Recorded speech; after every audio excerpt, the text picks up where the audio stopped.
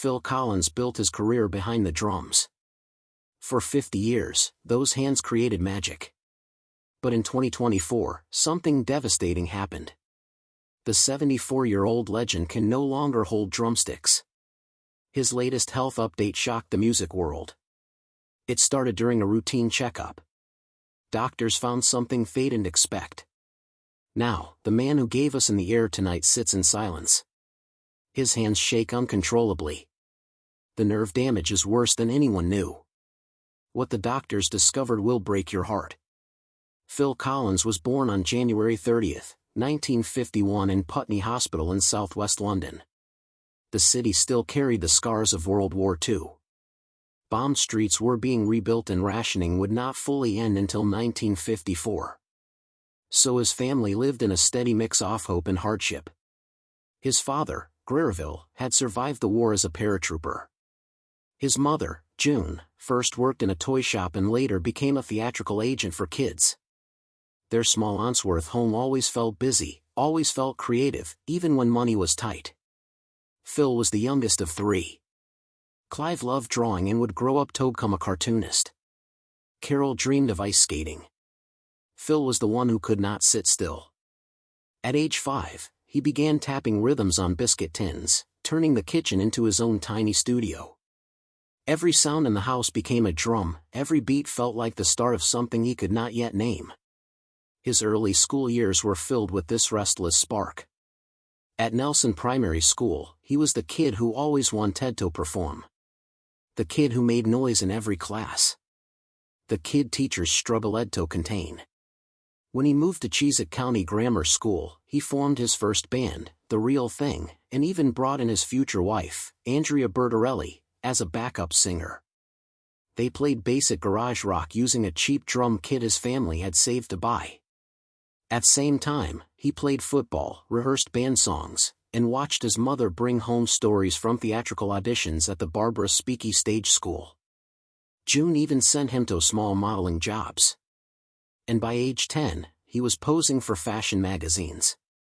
His father, who worked as an insurance agent, tried to keep the household calm, but the pull of the performing world kept growing stronger around Phil. Then came the moment that changed everything. At 14, he shocked his family and friends by leaving regular school altogether. Instead of A-levels and the usual path toward university, he enrolled full-time at the Barbara Speakey Stage School. It was a risky move for any kid in the 1960s. Everyone knew show business could collapse without warning. Still, he wanted it. He had already tasted applause. In 1963, he won a talent show at a holiday camp by performing Elvis covers on drums. He had been teased for loving music more than formal education, but he could not go back. Giving up school meant cutting off all backup plans and walking straight into uncertainty. The leap was frightening, but it was also the first real choice he made for himself. Not long after, he found himself around one of the biggest storms in music history. At just 13, he was one of roughly 350 extras hired for the Beatles' film A Hard Day's Night. The shoot at the Scola Theatre on March 31, 1964 was so loud that he could barely hear himself think. He did not get paid. He did not get a speaking role. His shots were cut because he was not screaming excited enough. But he had stood in the center of Beatlemania, surrounded by a wall of sound and flashing lights. It was a tiny moment, yet it stayed with him. That same year, he stepped into the West End as the Artful Dodger in Oliver. From 1964 to 1965, he performed 8 shows a week at the New Theatre, earning £15 a week and working harder than most adults. His voice broke while he was still on stage, forcing him to speak instead of sing. But he refused to quit. The long nights, the fast costume changes, the pressure of stepping into the brightest spotlight in London, all pushed him further. He was learning discipline long before he ever joined a rock band. He also acted in Cadbury ads and appeared in the 1967 children's film Calamity the Cow. He played the young collector, spent long days outdoors wrangling animals, argued with directors, and learned how cruel older actors could be to a kid. He hated the process. He felt trapped in the same cheeky troublemaker roles. By his late teens, he had taken more than 20 acting parts, but he felt no joy in them anymore. His audition for the musical Fanny Hill in 1968 was the final blow. He failed to get the role and something inside him clicked. Enough. He wanted out of acting for good. At 12, he had already played drums with the Carl Denver Trio in smoky clubs where adults treated him like cheap labor. They often paid him nothing. They made him stay late into the night when he should have been home asleep. It was his first lesson in how unfair the music business could be. But he also felt something stronger than frustration. He felt freedom when he played. Real freedom that acting never gave him. By 1967, he joined Hickory Wind and began earning $5 a night, which would be around $90 today. The pubs were smoky, the pay was low, but the music mattered. He met Andrea Bertarelli through the band and fell quietly in love. They recorded their first single, Green Light and the Key, in a simple CBS session that same year. The rooms were cramped, the equipment basic, but for Phil, it felt like stepping into his future. Then came Flaming Youth. In 1968, he and guitarist Ronnie Carroll formed the band, and together they recorded the concept album Arc 2. Inspired by the 1969 moon landing, the album told the story of Earth being evacuated into space. It was bold, strange, and far ahead of its time. Reviews were kind, sales were a disaster.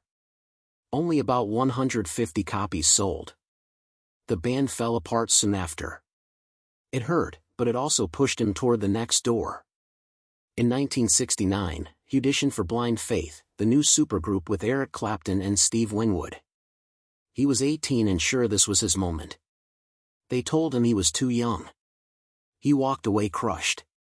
Later that year, he played on early sessions for George Harrison's All Things Must Pass, only to discover that his parts for Art of Dying never made it into the final release. Years later, Harrison even sent him a prank tape of the session. Phil took the joke well, but the disappointment stuck. By 1975, he was experimenting with jazz fusion in the band Brand X. They improvised wild complex rhythms and spent nights at clubs like the Roxy, where in 1979 he took part in a 6-set marathon. Some of it was captured on rare tapes that fans still hunt for. The music was never meant for charts. It stretched him in new ways and sharpened his craft. He almost lost everything once in 1969 when a faulty electrical setup set the Hickory Wind stage on fire. Smoke poured through the club. People panicked. Phil kept drumming until the last possible moment because the rhythm felt like the only solid thing in the room. They evacuated just in time. Promoters grew wary of booking them afterward, but Phil walked away with a deeper sense of who he was. Someone who would keep going even when the world felt like it was burning. By 1970, the same year he married Andrea Bertarelli at 19 after a rushed elopement. He adopted her daughter Joey Lee and tried to build a stable life while still scraping by. The marriage would fall apart by 1980, but at the time it felt like another bold leap. He had been leaping his whole life anyway. From biscuit tins to West End lights, from failed auditions to cosmic rock albums that sold 150 copies. Raced it quickly. Then came Invisible Touch in 1986. It became the band's best-selling album ever. More than 21 million copies sold worldwide, including 6 million in the US. The title track hit #1 in the US. Collins directed the surreal video, which cost about $500,000 to make, enormous for the time. The world tour covered 121 dates across North America, Europe, and Japan, earning tens of millions and sending Genesis into stadium-level fame. In July 1987, they played 4 sold-out nights at Wembley Stadium. More than 288,000 tickets were sold. The shows became one of the decade's biggest live events, and the recordings sold more than 4 million copies.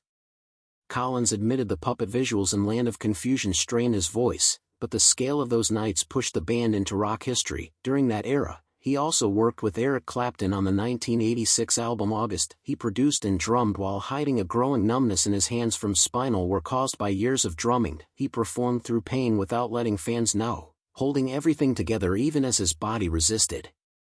By 1987, the backlash arrived. He was everywhere on radio and MTV. Songs like Susio and In the Air Tonight played non-stop. Critics called him the most annoying pop star of the decade. Collins joked he heard his songs more on radio than he played them himself. Even with the criticism, he won 3 Grammys in 1987. That his success made him a target, something he recognized and learned to live with. Then came the We Can't Dance tour in 1991. It featured hydraulic drum risers lifting his kit high into the air during solos. The tour covered more than 100 shows across 3 continents. It looked spectacular, but the strain came back. During rehearsals for No Son of Mine, his voice cracked after more than 100 shows. The pressure of being both frontman and drummer pushed him to the edge again. The tour cemented Genesis as stadium giants, but it also carried the shadow of his health struggles that would later force him to step back. Phil Collins stepped into his solo career carrying a heart full of pain and a mind full of ideas. And somehow that mix turned into a wave of music that no one could ignore. His first album, Face Value, came out on February 13, 1981, and it felt like someone had opened the door to everything he had been hiding. He recorded most of it at home in Shalford in Surrey, staring at his little 8-track machine with a Prophet 5 nearby and a Roland CR78 guiding the rhythm. He was going through a brutal divorce and every emotion slipped into the songs without him trying to hide it. In the Air Tonight came out of that storm in one take with no reverb, no edits, and no conguing. The drum break that crashes in the middle was born from that same anger and became one of the most famous moments in 1980s music. He pulled in the Phoenix horns for fire and El Shankar for a strange beautiful edge. And somehow that mix of tears and invention created an album that sold more than 25 million copies and set the tone for the decade. A year later, he came back with another burst of raw feeling. Hello, I Must Be Going arrived on November 5, 1982, and he sounded sharper and angrier than before. One song held all that fury, I Didn't Care Anymore. A heavy, bitter track made even harder because he taped drumsticks to his hands to push through early nerve pain. The album felt smaller and closer because he kept the team tight. Mostly John Giblin on bass and Daryl Stumer on guitar while Collins handled most of the rest himself. It worked. The song hit the charts and fans felt the honesty in every line. It showed that he could take pain and turn it into something powerful without losing control of the feeling underneath. Then came the moment when everything lifted. No Jacket Required landed on February 18, 1985, and the whole world started paying attention. He filled the album with songs that stuck to you one more night. Studio, Take Me Home. And he brought in players who gave the music a clean, bright edge. Leland Clark shaped the low end while David Frank built the groove that carried Sustio. The album sat on top of the Billboard charts for 7 weeks and 5 weeks in the UK, pulled in 3 Grammys, including Album of the Year in 1986, went 12 times platinum in the US, and sold more than 25 million copies around the world. That same year, he stood at Live Aid and played in London, then raced onto the Concorde and played again in Philadelphia for more than 1 billion people watching. It became one of the wildest charity stunts in music and pushed him into a level of fame he had never imagined. His success stretched past albums into movies. In 1984, he wrote Against All Odds for a film of the same name. He had written it in one night, carrying the weight of lost love from both the movie and his own life. The song hit #1 on the Billboard Hot 100 for 3 weeks and earned him an Academy Award nomination along with a Grammy. During the film work, he even argued with director Taylor Hackford to make sure the song lived at the center of the story and won that fight. The song became one of the defining heartbreak anthems of the decade. By the mid-1980s, he was everywhere. Live Aid in 1985 turned into the biggest physical test of his life. He played in London, sprinted to the Concorde and flew to Philadelphia to drum for a Led Zeppelin reunion. The lack of rest and the stress pushed his nerves to the limit, and he later said the drumming that night felt like the hardest he had ever done. The performances were watched by about 1.9 billion people around the world and cemented his place as a global figure who would push himself even when his body begged for a break. Then in 1989 he poured his attention into something different but seriously came out with Another Day in Paradise, leading the way, a song about homelessness that hit #1 in 16 countries. David Crosby joined him on the track and the message reached radios everywhere. The song won a Grammy even as lawsuits tried to pull it apart, accusing him of borrowing melodies from